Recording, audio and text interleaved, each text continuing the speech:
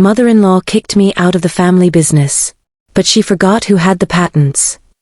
The words echoed in my mind like a haunting refrain, each syllable heavy with betrayal and resolve. It wasn't supposed to end this way, not after everything I had sacrificed for that family, not after all the years of pouring my soul into their empire. Yet here I was, standing on the cold pavement outside the towering glass building that bore their name, clutching nothing but a leather satchel filled with papers and patents. Papers they thought were just formalities. Patents they assumed were safely tucked away under their control. I still remember the day I walked into their lives, a bright-eyed young woman fresh out of graduate school, brimming with ideas and ambition. My marriage to Ethan felt like destiny itself had orchestrated it. He was charming, kind, and fiercely intelligent, everything I could have hoped for in a partner. His mother, Eleanor, ran one of the most successful tech companies in the country, a dynasty built on innovation and ruthless business acumen. When Ethan introduced me to her, I saw admiration flicker in her eyes as she listened to my thesis on sustainable energy solutions. For a moment, I thought I'd found not just a husband but also a mentor, someone who would champion my work alongside me. How wrong I was. At first, things seemed perfect. Eleanor welcomed me into the fold, even encouraging me to bring my research to the company's R&D department. "You're brilliant," she told me once during an early meeting. "We need minds like yours if we want to stay ahead." Those words became my mantra, fueling late nights spent sketching designs and running simulations. With every breakthrough, I felt more integrated into the fabric of the family business, and more committed to its success. But cracks began to show almost imperceptibly at first. Little comments here and there, Eleanor questioning why certain decisions should fall to me, subtle jabs about how outsiders often lack the loyalty required to truly understand the company's legacy. At the time, I dismissed them as harmless quirks, remnants of old-school thinking from a woman who hadn't always been comfortable sharing power. After all, hadn't she given me access to the labs? Hadn't she allowed me to lead projects?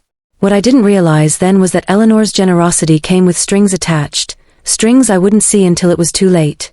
It started with small things, meetings rescheduled without notice, key team members reassigned without explanation, budgets slashed without warning.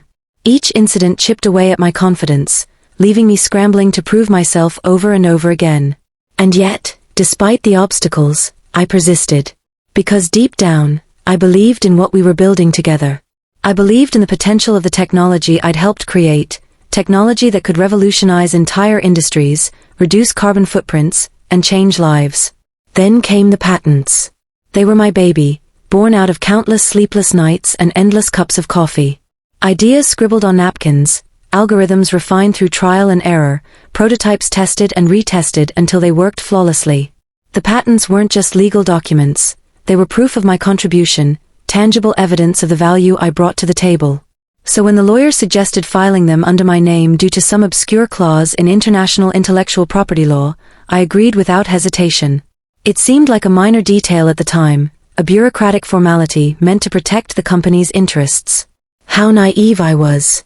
The final blow came on a rainy Tuesday afternoon. I sat across from Eleanor in her opulent office, the rain tapping against the floor-to-ceiling windows behind her like a mournful drumbeat. She leaned back in her chair, her expression unreadable, as she delivered the verdict. "This isn't working out, dear. You're talented, no doubt about that, but maybe it's best if you step away from the company. Focus on your personal life for a while." My heart sank. "Step away," I repeated, incredulous. "After everything I've done?" She waved a hand dismissively, as though brushing aside an inconvenient truth. "You've made valuable contributions, yes. But let's be honest, the stress of managing both your career and your marriage is taking its toll. Ethan agrees, it's time for you to take a break." Ethan agreed. The words hit me like a punch to the gut. My own husband, the man I loved more than anything, had sided with his mother against me. Betrayal burned hot in my chest, mingling with disbelief and anger. How could he abandon me like this? How could he sit idly by while his mother dismantled everything I'd worked so hard to build? I tried to argue, to reason with her, but Eleanor wasn't listening. Her decision was final, delivered with the same cold efficiency she applied to every aspect of her life. By the end of the week, I was officially out, my access revoked, my projects handed off to others, my name erased from the company directory. All that remained were the patents, locked away in my satchel like forgotten treasures.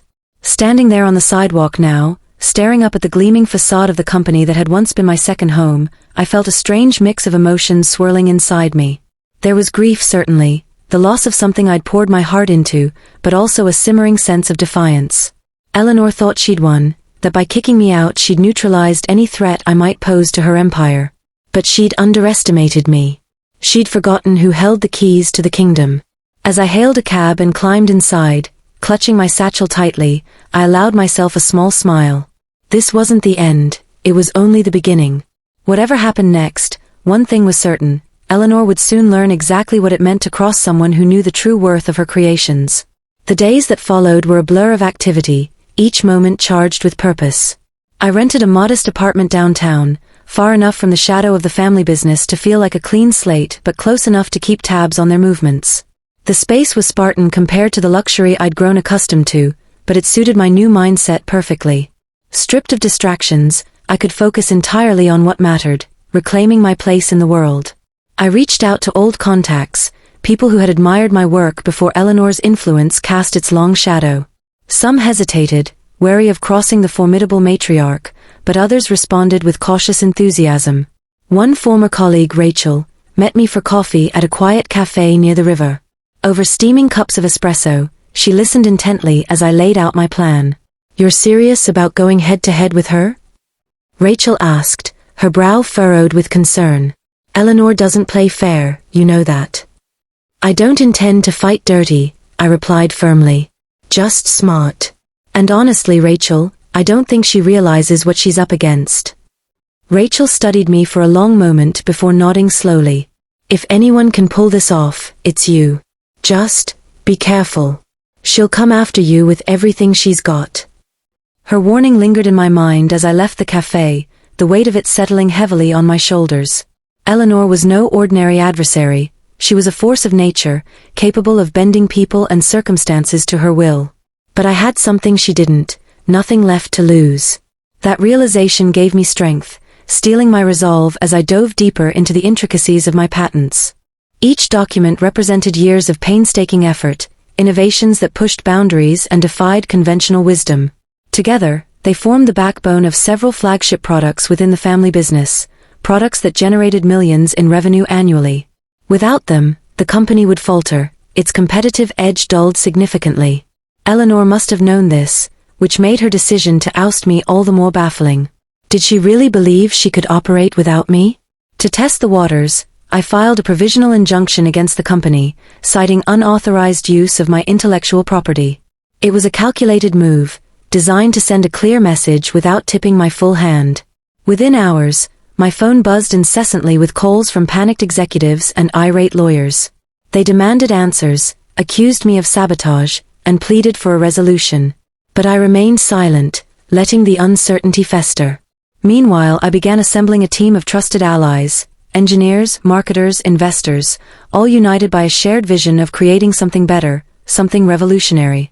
We worked tirelessly, fueled by passion and purpose, transforming my apartment into a makeshift headquarters. Diagrams covered the walls, whiteboards overflowed with ideas, and laptops hummed constantly as we pieced together the foundation of our new venture. Yet amidst the whirlwind of activity, doubts crept in. Nights were the hardest, when exhaustion loosened my grip on optimism and left me vulnerable to darker thoughts. What if I failed? What if Eleanor crushed us before we even got off the ground? The fear gnawed at me, threatening to unravel everything I'd built so far.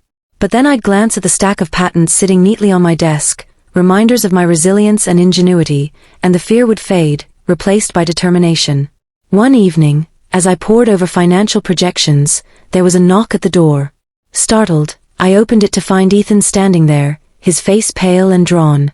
For a moment, we simply stared at each other, the air thick with unspoken words. "Can I come in?" he finally asked, his voice barely above a whisper. I stepped aside, unsure whether to feel relief or dread. Once inside, he hesitated, looking around at the chaos of our makeshift office. "You weren't kidding," he murmured. "You're really doing this?" "I am," I said evenly. "And you're welcome to join me, or not. Your choice." He flinched at the edge in my tone, guilt flashing across his features. I never wanted it to go this far. Mom, she can be relentless. I thought stepping back would give us both time to cool off, figure things out. And instead, she threw me to the wolves. I shot back, anger bubbling to the surface. Do you have any idea what it's like, Ethan? Being betrayed by the two people you trusted most. His shoulders slumped, defeat etched into every line of his face. I'm sorry. Truly, I am. I should have stood up to her, supported you. Instead, I let her manipulate me, and now, he trailed off, shaking his head. Now I don't know how to fix this. For a long moment, silence hung between us, heavy and suffocating. Then I sighed, sinking onto the couch. Neither do I admitted softly. But giving up isn't an option. Not anymore. Ethan joined me, sitting awkwardly on the edge of the cushion. Tell me what I can do, he said quietly. If there's any way to make this right. Hope flickered faintly in my chest, fragile but persistent. Maybe redemption was possible after all. Or maybe this was just another trap, another layer of complexity in a situation already teetering on the brink of collapse. Either way, I couldn't turn back now. Not when the stakes were higher than ever. Days turned into weeks, and the pressure mounted exponentially. News of my legal challenge spread quickly, sending shockwaves through the industry. Competitors circled like vultures, eager to capitalize on the turmoil within the family business. Reporters camped outside my apartment, shouting questions and snapping photos whenever I ventured out. Social media buzzed with speculation, hashtags trending as strangers debated the merits of my case. Through it all, Eleanor remained eerily silent, her absence speaking volumes. Rumors swirled about internal strife within the company, divisions forming among executives who disagreed on how to handle the crisis. Some urged immediate negotiations, hoping to broker a settlement before further damage occurred. Others advocated for an aggressive counterattack, determined to crush me publicly and reclaim dominance. I monitored these developments closely, analyzing every move like pieces on a chessboard.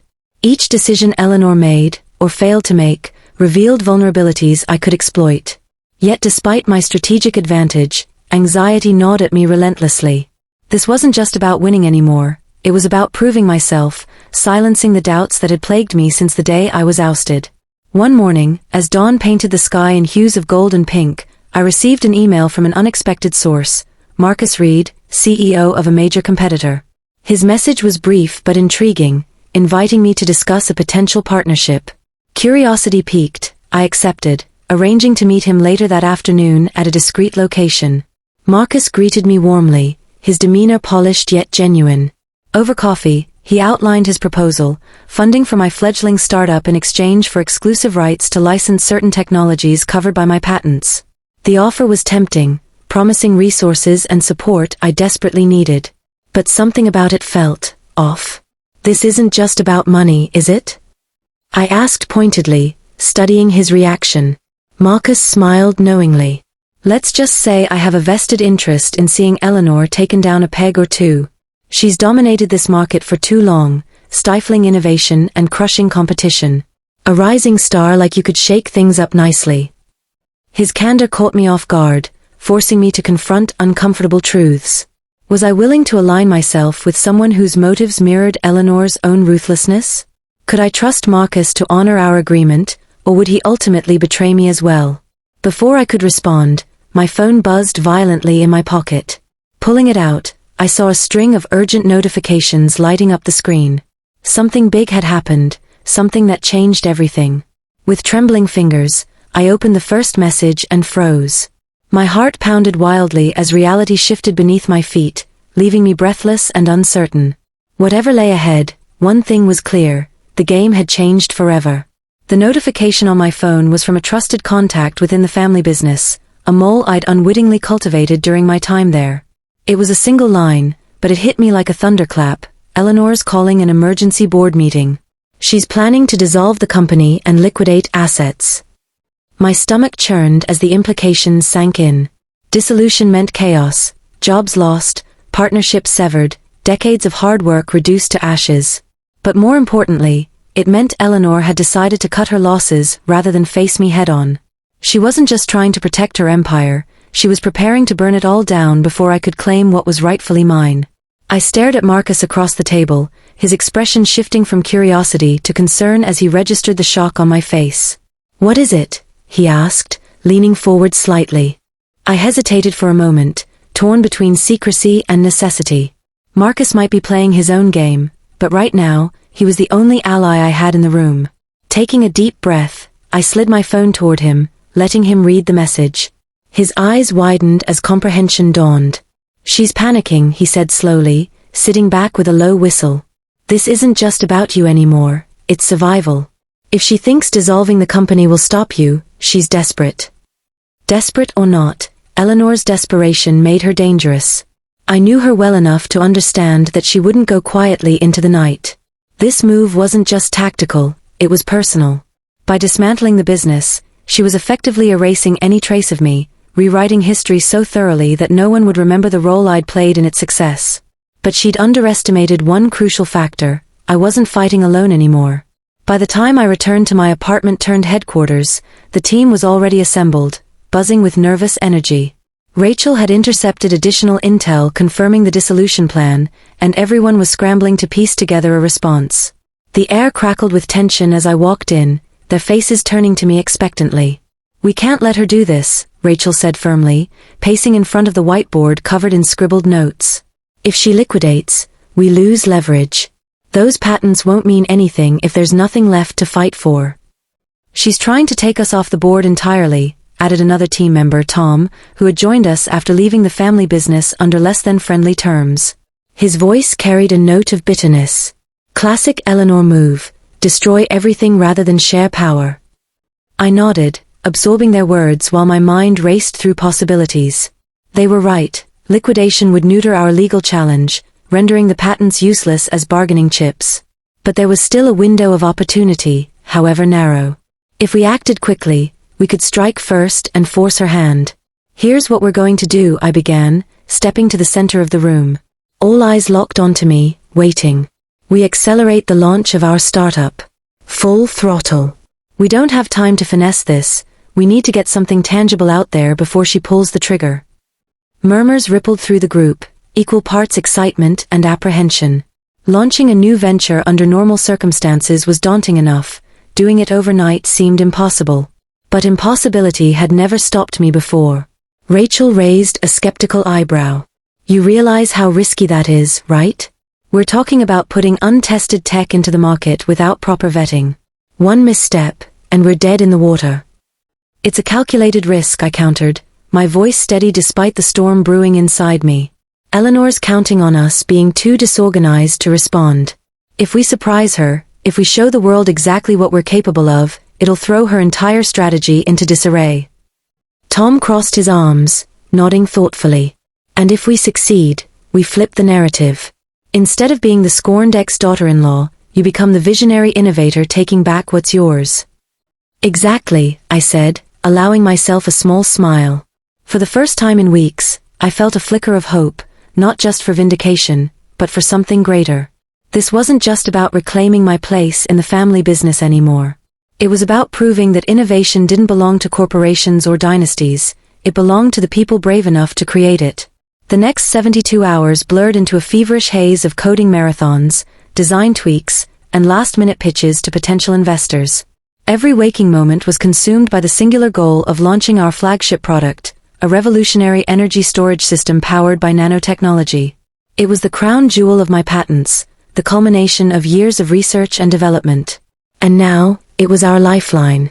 As the final pieces fell into place, I found myself standing in the dim glow of my laptop screen, staring at the countdown timer we'd set for the official announcement. Beneath the surface-level exhaustion, adrenaline coursed through my veins, sharpening my focus and steeling my resolve. This was it, the moment when everything changed. At precisely midnight, we went live. Social media erupted with teasers, press releases flooded news outlets, and influencers began sharing glimpses of the technology's potential. Within minutes, the buzz reached critical mass, trending globally and sparking debates among industry experts. The message was clear, the future of sustainable energy had arrived, and it wasn't coming from the usual players. Eleanor's reaction came swiftly and predictably. By sunrise, Lawyers representing the family business were flooding my inbox with cease and desist orders, accusing me of intellectual property theft and corporate espionage. Their tone was venomous, dripping with accusations designed to intimidate. But beneath the bluster, I detected a note of panic, an acknowledgement that they were losing control of the narrative. That afternoon, I received a call from Ethan. His voice was strained, bordering on frantic. "Mom's losing it," he said without preamble. "She's threatening to sue anyone who partners with you, cutting deals left and right to sabotage your launch. You need to stop this before it gets worse." I clenched the phone tightly, resisting the urge to lash out. "It's too late for that, Ethan. She started this war, not me. And if she wants to keep fighting, fine, I'll meet her on every battlefield she chooses." There was a long pause on the other end of the line. When Ethan spoke again, his voice was softer, almost pleading. "Please, just talk to her. Before it's too late." For a fleeting moment, doubt crept in. What if he was right? What if pushing forward meant destroying not just Eleanor, but everything else I cared about? But then I remembered the countless nights spent working alone in the lab, the sacrifices I'd made, the dreams I'd dared to chase. This wasn't just about revenge, it was about justice. About ensuring that no one else would ever be pushed aside or erased because of someone else's greed. "I'm sorry, Ethan," I said finally, my voice firm. "But some battles can't be avoided." As the days unfolded, the fallout grew increasingly chaotic. Investors who had previously shied away from supporting me began reaching out, intrigued by the audacity of my counterattack. Journalists clamored for interviews, eager to hear my side of the story. Even former colleagues from the family business sent messages of encouragement, emboldened by the courage I'd shown in standing up to Eleanor. Yet amidst the whirlwind of attention, I couldn't shake the feeling that this was only the beginning. Eleanor was far from defeated, and I knew she wouldn't rest until she'd either reclaimed her throne or destroyed me completely. Each victory brought a fresh wave of challenges, each triumph shadowed by the looming threat of retaliation. One evening, as I reviewed sales projections and investor commitments, I noticed something peculiar. A series of anonymous transactions had been flagged by our financial team, large sums of money funneled into offshore accounts linked to shell companies. At first glance, they seemed unrelated to our operation, but something about them nagged at me. Digging deeper, I uncovered a trail leading straight back to the heart of the family business. Eleanor hadn't just been plotting dissolution, she'd been siphoning funds, preparing to rebuild elsewhere under a different name. It was a masterstroke of deception, designed to leave her enemies holding empty promises while she slipped away unscathed. A cold fury ignited within me as I pieced together the truth. This wasn't just about winning anymore, it was about exposing the rot at the core of everything she'd built. Eleanor's empire wasn't crumbling because of me, it was collapsing under the weight of its own corruption. And I intended to make sure the world knew it. With renewed determination, I gathered the team once more, laying out the evidence and outlining a bold new strategy. If Eleanor wanted to play dirty, we'd raise the stakes. If she thought she could disappear into the shadows, we'd drag her into the light. As we worked late into the night, fueled by caffeine and conviction, I allowed myself a rare moment of reflection. This journey had tested me in ways I never imagined, forcing me to confront fears and doubts I'd buried long ago. But it had also revealed strengths I didn't know I possessed: resilience, resourcefulness, and an unwavering belief in the power of creation. Whatever happened next, I knew one thing for certain: I wouldn't back down. Not now. Not ever. Because sometimes, the greatest innovations aren't born in labs or boardrooms, they're forged in the fires of adversity. And I was ready to show the world exactly what I was made of.